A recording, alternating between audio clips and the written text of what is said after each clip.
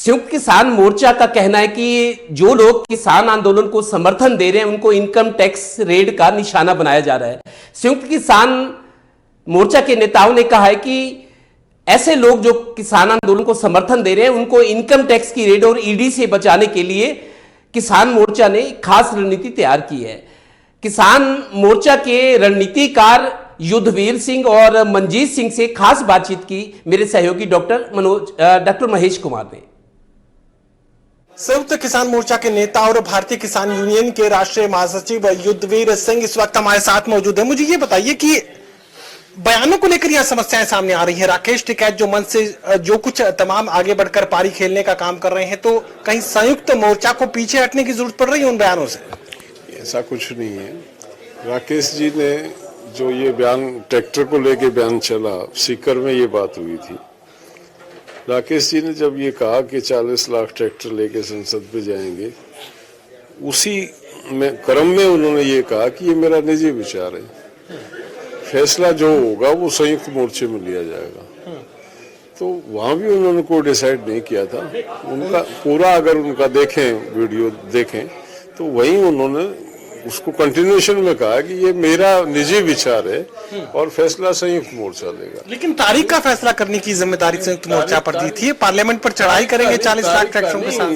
तारीख की बात नहीं कही उन्होंने, डेट तारीख का फैसला लेगा। उन्होंने ये प्रपोज किया 40 लाख ट्रैक्टर लेके संसद पे जाएंगे। उन्होंने कहा ये मेरा निजी विचार है, बाकी जो संयुक्त मोर्चा फैसला करेगा वो मान्य होगा। अभी लोगों के जहन में एक सवाल है कि ये आंदोलन अब कहां तक पहुंच गया है, क्या इसका मुकाम मान लिया? देखिए क्या था कि सरकार ने इसकी शुरुआत की, जो पंजाब का आंदोलन मान के सरकार चली। बाद में हरियाणा पंजाब की बात हुई और हरियाणा पंजाब के बाद जो बात हुई वो ये हुई कि पश्चिमी यूपी है। अब वो ये मान रहे हैं कि ये 5 राज्यों का है, उत्तराखंड, उत्तर प्रदेश। पहले सिर्फ पंजाब का मान रहे थे, उसके बाद पंजाब और हरियाणा का। 5 राज्यों तक आए हैं। पंजाब से शुरू हो गए, सरकार 5 राज्यों तक आई है। वैसे मैं नहीं समझता कि इतने नौसिखिया हैं सरकार के लोग। पूरे देश में आंदोलन हर प्रदेश में चल रहा है, आज से नहीं महीनों से चल रहा है। ये ठीक है कि दिल्ली उतनी संख्या में लोग नहीं आ पाते उन राज्यों के। दक्षिण भारत का आदमी तो सर्दी में दिल्ली की तरफ रुख ही नहीं करता। कोविड का भी डर था और पैसेंजर ट्रेन भी बंद है। बाकी निरंतर हर प्रदेश का रिप्रेजेंटेशन धरनों पे है।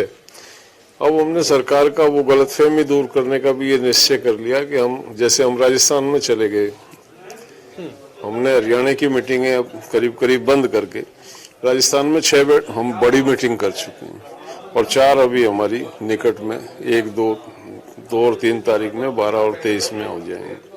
10 मीटिंग राजस्थान में हो जाएंगी। इसी महीने हम 3 मीटिंग मध्य प्रदेश में कर रहे हैं, 3 मीटिंग कर्नाटका में कर रहे हैं, 1 तेलंगाना में कर रहे हैं, 1 उड़ीसा में कर रहे हैं। ये केवल इसलिए कर रहे हैं कि सरकार को ये जता दें ये आंदोलन केवल कुछ राज्यों का या उत्तरी भारत के राज्यों का नहीं है, पूरे देश का ये जन आंदोलन है। सरकार की गलतफहमी को दूर करने का ये ही एक तरीका है और वो हमने निश्चय कर लिया। हम हर प्रदेश में मीटिंग करेंगे, जन समर्थन बढ़ाएंगे, आवश्यकता पड़ी तो उनको दिल्ली में लेके आएंगे। महम से निर्दलीय विधायक है बलराज कुंडू लगातार किसान आंदोलन के समर्थन में वो खड़े नजर आ रहे थे और हर तरह की मदद किसानों को देने की कोशिश कर रहे थे। इनकम टैक्स की रेड उनके 32 प्रतिष्ठानों पर पड़ी, उनके तमाम रिश्तेदारों पर पड़ी। संयुक्त किसान मोर्चा इन इनकम टैक्स की रेड्स को किस तरीके से देखता है? संयुक्त किसान मोर्चे ने, आपको बता दूं मैं, ये बहुत पहले उजागर कर दिया इस इशू को कि सरकार जो भी इस आंदोलन में मदद कर रहा है। एक हमारे पत्रकार थे, हमारे पक्ष में लिख रहे थे, मनदीप पूनिया, वो आंदोलन के जो सकारात्मक पक्ष है उनको उजागर कर रहे थे। जिस तरह से पुलिस ने उनको टॉर्चर किया, अरेस्ट किया, मतलब ये अति हो जाती है। हमारी जो बसें आ रही थी पंजाब से, उन बस के ऑपरेटर्स पे इनकम टैक्स की एनएसए के केसेस दर्ज हुए हैं। एक भाई ने अपना होटल खोल दिया था कि इसको इस्तेमाल करो, 25 लाख रुपए का जुर्माना, उसका होटल सील कर दिया। इस मतलब मैं सैकड़ों जो मामले इस दौरान हुए हैं जिनमें सरकार ने इतनी ओछी हरकतें की हैं जिसकी मतलब कल्पना नहीं कर सकता कोई केंद्र सरकार इस तरह इतना सतर गिर जाएगा।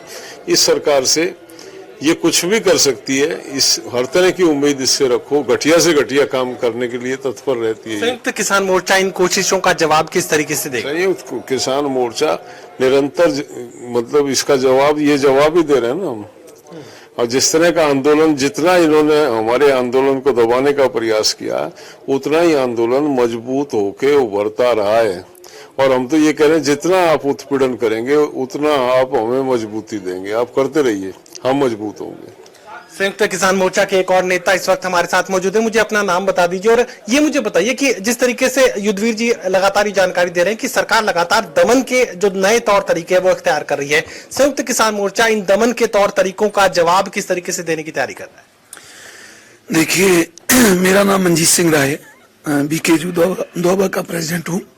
तो जैसे युद्धवीर जी ने बताया, राकेश जी ने बताया कि संयुक्त किसान मोर्चा जो है, जो ये इनकम टैक्स की रेट की बात अभी आपने की है, हम चाहे वो कलाकार भाई हों, गायक हो, सिंगर हों, चाहे वो बस ऑपरेटर हों, चाहे कोई पत्रकार भाईचारा हो, संयुक्त किसान मोर्चा दीवार की तरह उसके साथ खड़ा है।